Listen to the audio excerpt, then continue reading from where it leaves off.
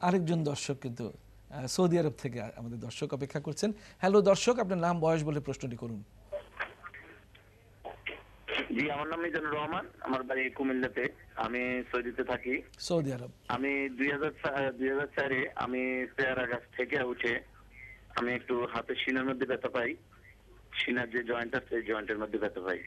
পরে এটা প্রায় 2-1 বছর পরে আমার এটা নিচে নেমে যায়, একটু ছোট ইয়ে হয়ে যায়, খাদ হয়ে যায় আর কি। নামার পরে অনেক ব্যথা করে, আমার অনেক পানি পিপাসা ধরে।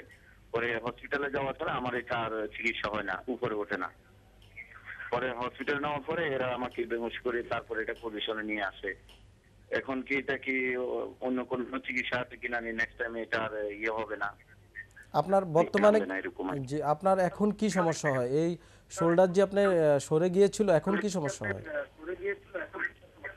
এখন সমস্যা হয় রাত্রে শোয়ার পরে আমার একটা টেনশন থাকে, এটা শোয়ার সময় হয়ে যায়, অনেকবার শোয়ার সময় হয়ে গেছে। আমি রাতে শুয়ে থাকলে হাতটা যখন পিছনে থাকে তখন অটোমেটিকলি আমার আবার জয়েন্টটা ঘুরে নিচে যায়। নামে চলে আসে।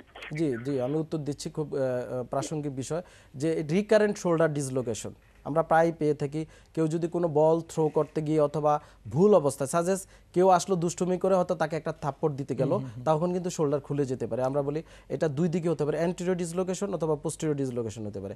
এবং যাদের একবার শোল্ডার ডিসলোকেশন হয়, একটু ভুল অবস্থান হলেই, যেমন ওনার শোয়ার ক্ষেত্রে একটু হাতটা যদি একটু আবার একটা dislocation মেল হতে অবস্থায় থাকে, আবার ডিসলোকেশন হয়। তো এটা রিকারেন্ট বারবার হতে হতে হয়তো শোল্ডার সাবলাক্সড হয়ে যেতে পারে বা একটু নিচে নেমে যেতে পারে, যেটা ওনার ক্ষেত্রে হয়। এই ক্ষেত্রে আপনার শোল্ডারে যে মাসেলগুলো আছে, রোটেটর কাফ যে মাসেল এই শোল্ডারকে ধরে রাখে, মাসেলকে স্ট্রেনথেনিং করাইতে হবে। এবং স্ট্রেনথেনিং এক্সারসাইজই একমাত্র ট্রিটমেন্ট। এক্ষেত্রে অনেক সময় অপারেশন করে কিন্তু কোনো সাকসেস হয় না। এখানে সার্জারি কোনো রোল প্লে করছে না, হ্যাঁ, ফিজিওথেরাপি দিয়ে চিকিৎসা মেনলি চিকিৎসা। এবং এই ক্ষেত্রে ফিজিওথেরাপি, যেটা আমরা বলি অ্যাবডাকশন টাইপ এক্সারসাইজ, এটা ওনাকে আমাদের শরণাপন্ন হয়ে বা এই জাতীয় চিকিৎসকের শরণাপন্ন হয়ে যদি উনি এক্সারসাইজগুলো শিখে নেয়, এটা আর কখনো হবে না। উনি যদি সৌদি আরবে কোনো ফিজিওথেরাপিস্ট স্পেশালিস্ট পান, তাহলে আমাদের প্রায় শেষ পর্যায়ে আলোচনার একটু অপারেশন বিহীন যে কথা বলছিলাম, যে এই যে ডিসপ্রোলাপস অপারেশন বিহীন কতদিন হাসপাতালে থাকতে হবে এবং কেমন খরচ পড়বে ডিসপ্রোলাপসের রোগী? আসলে ডিস্ক প্রলাপস রোগীর, সেটা এক এক রোগীর এক এক রকম। কারো হয়তো মাল্টিপল লেভেল ডিস্ক প্রলাপস থাকে, কারো হয়তো একটা লেভেলে ডিস্ক প্রলাপস থাকে।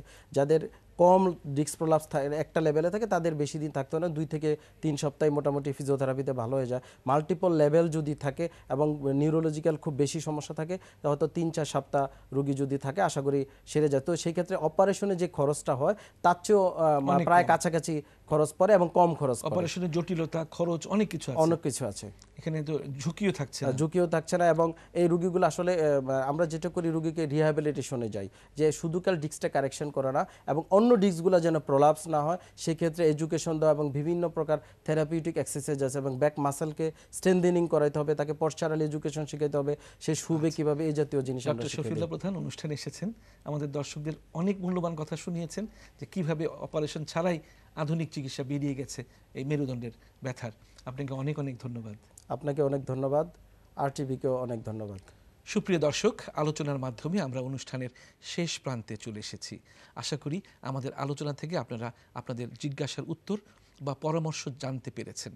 প্রিয় দর্শক, জানিয়ে দিচ্ছি, আপনারা যারা এই অনুষ্ঠানটি আবারও দেখতে চান, তাদের জন্য আমাদের এই অনুষ্ঠানটি পুনঃপ্রচার করা হবে আজ শনিবার মধ্যরাতের সংবাদের পর। দেখতে ভুলবেন না কিন্তু। আজ এখানেই শেষ করছি। সকলের জন্য রইল অনেক অনেক শুভেচ্ছা, শুভাশিস আর শুভকামনা।